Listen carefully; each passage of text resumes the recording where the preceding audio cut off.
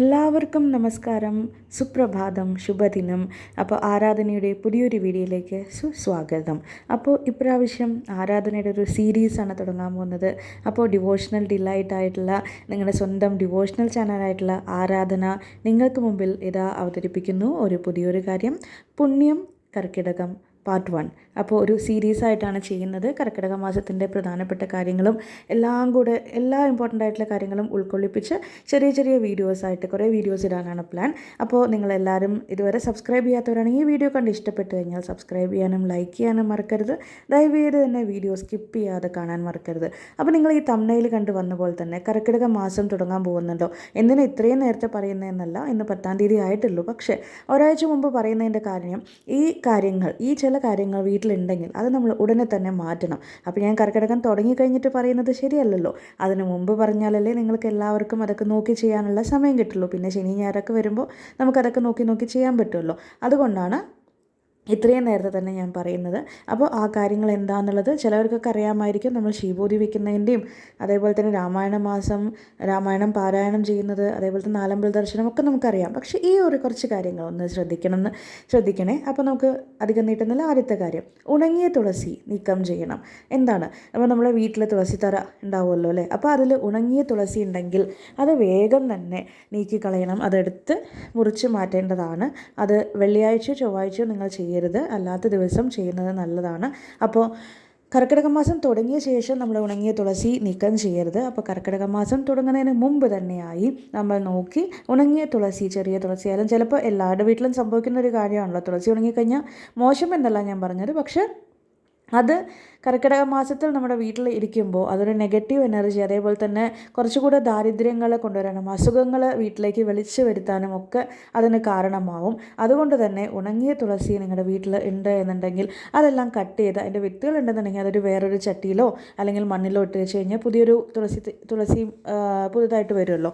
അപ്പോൾ അങ്ങനെയൊക്കെ ചെയ്യാനും മറക്കരുത്. അപ്പോൾ ആദ്യം തന്നെ ചെയ്യേണ്ട കാര്യമാണ് ഉണങ്ങിയ തുളസി ചെടികൾ നീക്കം ചെയ്യുക എന്നുള്ളത്. രണ്ടാമത്തെ കാര്യം, പൊട്ടിയ പാത്രങ്ങൾ കളയുക.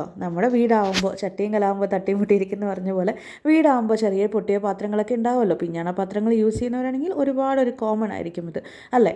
അപ്പോൾ ഈവൻ സ്റ്റീൽ പാത്രങ്ങളും ഇപ്പോൾ വക്ക് പൊട്ടിയ പാത്രങ്ങളും അങ്ങനെയൊക്കെ ഒരുപാട് തന്നെ വീട്ടിൽ നമ്മൾ സൂക്ഷിച്ച് വെക്കാറുണ്ട്. ഇത്രയും പൊട്ടിയ പാത്രങ്ങൾ ഇല്ലെങ്കിൽ, ഇത്രയും പൊട്ടിയത് ചിലപ്പോൾ പിന്നെ കളയാമെന്ന് പറഞ്ഞ് ഷെൽഫിൻ്റെ അടിയിലൊക്കെ നീക്കി വെക്കുന്നവർ ഒരുപാടുണ്ടാവും. അങ്ങനെയുള്ള വല്ല പാത്രങ്ങളും ഉണ്ടെങ്കിൽ അതൊക്കെ നന്നായി ഒന്ന് പൊതിഞ്ഞ് കളയാനൊന്നും മറക്കരുത്. ഇനി ഇൻ കേസ് നിങ്ങൾ കുപ്പിപ്പാത്രങ്ങളാണ് കളയുന്നുണ്ടെങ്കിൽ, കുപ്പിച്ചില്ല് അതുപോലത്തെ ആണെങ്കിൽ നല്ലോണം നന്നായിട്ട് സെല്ലോ ടേപ്പൊക്കെ വെച്ചൊന്ന് ചുറ്റി, പേപ്പറിൽ പൊറിഞ്ഞൊരു തുണിയിൽ പൊറിഞ്ഞ് സെല്ലോ ടേപ്പൊക്കെ വെച്ച് ചുറ്റിയിട്ട് പുറത്ത് കളയാൻ ശ്രദ്ധിക്കുക. ഇത് ഈ ചാനലിൻ്റെ ഭാഗമല്ല, പക്ഷേ ഞാൻ പറയുന്നത് എന്താണെന്ന് വെച്ചാൽ ഈ നമ്മുടെ കുപ്പയിൽ പശുക്കളും പൂച്ചകളും പട്ടികളൊക്കെ സാധനങ്ങളൊക്കെ ഒന്ന് കഴിക്കാനൊക്കെ നോക്കുമ്പോൾ അവരുടെ മൂക്കും കണ്ണും ഒക്കെ മുറിഞ്ഞിട്ടുള്ള ഒരുപാട് പിക്ചേഴ്സ് നമ്മൾ കാണുന്നുണ്ടല്ലോ.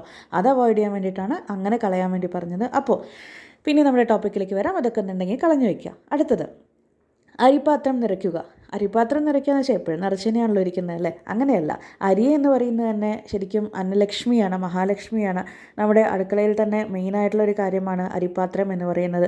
അത് അങ്ങനെ ആരും തന്നെ തുടച്ച് വയ്ക്കാറില്ല എന്നാണ് എൻ്റെ ഒരു വിശ്വാസം, അല്ലേ. അരിപ്പാത്രം നിങ്ങളങ്ങനെ തുടച്ച് വയ്ക്കാറുണ്ടോ? നമ്മളത് ക്ലീനാക്കി അപ്പം തന്നെ നമ്മൾ അരി ഫില്ല് ചെയ്ത് വെക്കും. അല്ലാതെ ദിവസങ്ങളോളം അരിപ്പാത്രം കാലിയായിട്ടിരിക്കുക, അല്ലെങ്കിൽ അരി മുഴുവനും കഴിഞ്ഞ ശേഷം അടുത്തത് വാങ്ങാം എന്ന് ചിന്തിക്കാതെ, എസ്പെഷ്യലി കർക്കിടക മാസം വരുന്ന സമയത്ത്, ഓൾറെഡി നമ്മൾ പഞ്ഞമാസം എന്നാണ് കർക്കിടക മാസത്തിന് പറയുന്നത്, അല്ലേ.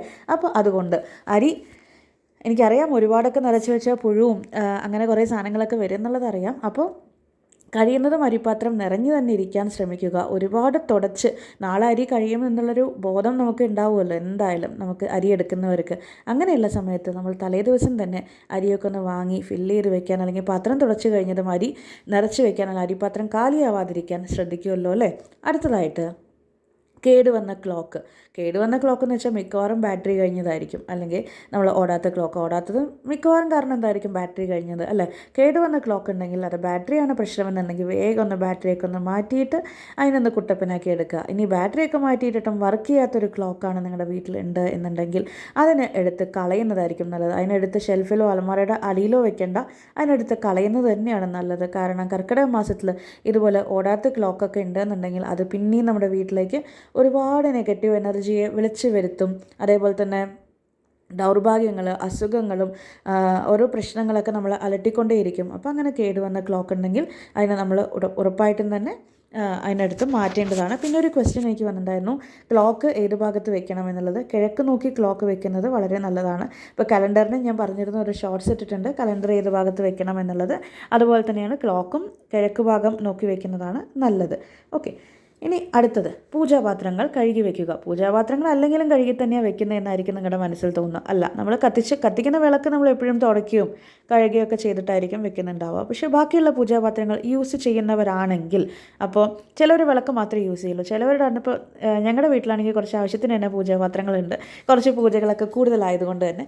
അപ്പോൾ ആ പാത്രങ്ങൾ നമ്മൾ യൂസ് ചെയ്തില്ലെങ്കിലും തന്നെ ഒന്ന് ഇടയ്ക്കൊക്കെ ഒന്ന് എടുത്ത് തേച്ച് മിനുക്കിയൊക്കെ വെക്കുന്നത് നന്നായിരിക്കും. അതേപോലെ തന്നെ മഞ്ഞൾ, നമ്മുടെ സാധാരണ മഞ്ഞൾപ്പൊടി ഉണ്ടല്ലോ, മഞ്ഞൾ കലക്കിയ വെള്ളം കൊണ്ട് ഒന്ന് നമ്മുടെ പൂജാമുറിയും പൂജാപാത്രങ്ങളും ഒക്കെ ഒന്ന് തെളിച്ചെടുക്കുന്നതും വളരെ നല്ലതായിരിക്കും. എല്ലാവിധ നെഗറ്റീവ് എനർജിയും മാറി പോസിറ്റിവിറ്റി നിറയാനും നമ്മൾ അശുദ്ധങ്ങളോടൊക്കെ അടുത്തൊക്കെ പോയി കാണുമായിരിക്കുമല്ലോ എന്തെങ്കിലുമൊക്കെ അറിയാതെ. അപ്പോൾ ആ അശുദ്ധങ്ങളും എല്ലാം മാറാൻ തന്നെ മഞ്ഞൾപ്പൊടി കലക്കിയ വെള്ളം തെളിക്കുന്നതും വളരെ നല്ലതാണ്. അപ്പോൾ പൂജാപാത്രങ്ങൾ കഴുകുന്നതിന് വേണ്ടിയിട്ട് നമുക്ക് എന്തെങ്കിലുമൊക്കെ പൊടി കിട്ടുകയാണെങ്കിൽ അത് വെച്ച് കഴുകുക, അല്ലെങ്കിൽ നല്ല പുളിയൊക്കെ എടുത്ത് ചെങ്കല്ലൊക്കെ എടുത്ത് കഴുകിയാലും വൃത്തിയാവും കേട്ടോ. അപ്പോൾ ഇനി ഈ രാമായണ മാസം, ഈ രാമായണ നാളുകൾ എല്ലാവർക്കും അനുഗ്രഹങ്ങളും നന്മകളും ഈശ്വരൻ നൽകട്ടെ എന്ന് ഞാൻ മനസ്സോടുകൂടി പ്രാർത്ഥിക്കുന്നു. എല്ലാവർക്കും വേണ്ടി പ്രാർത്ഥിക്കുന്നു. അപ്പോൾ നിങ്ങളുടെ നാളും പേരും ഇവിടെ നിന്ന് കമൻറ്റ് ചെയ്താൽ ഉറപ്പായിട്ടും നിങ്ങൾക്ക് വേണ്ടി 100% പറയുന്നു, ഞാൻ പ്രാർത്ഥിക്കുന്നതായിരിക്കും. അപ്പോൾ അപ്കമിങ് വീഡിയോസ്, ഒരുപാട് വീഡിയോസ് വരുന്നുണ്ട്. നമ്മുടെ കർക്കിടകം പുണ്യം എന്നുള്ളത്, പുണ്യം കർക്കിടകം എന്നുള്ളതിൻ്റെ സീരീസിൻ്റെ ഒരുപാട് വീഡിയോസ് വരാനുണ്ട്. ഇനിയും നിങ്ങളെ വെയിറ്റ് ചെയ്ത് കൊണ്ടിരിക്കുന്നുണ്ട് വീഡിയോസൊക്കെ. അപ്പോൾ ഓരോന്നോരോന്നായിട്ട് തന്നെ വരുമെന്ന് ഉറപ്പ് നൽകുന്നു. അപ്പോൾ വീണ്ടും പറയുന്നു, വീഡിയോ ഇഷ്ടപ്പെടുകയാണെങ്കിൽ ലൈക്ക് ചെയ്യാൻ ഒരു മടിയും കാണിക്കരുത്. അതേപോലെ തന്നെ നിങ്ങൾക്ക് ഇഷ്ടപ്പെട്ടവർക്ക് വേണ്ടി ഷെയർ ചെയ്യാനും, അതേപോലെ തന്നെ ഇതുവരെ സബ്സ്ക്രൈബ് ചെയ്തിട്ടില്ലെങ്കിൽ സബ്സ്ക്രൈബ് ചെയ്യാനും മറക്കരുത്. ഹരേ രാമ ഹരേ രാമ.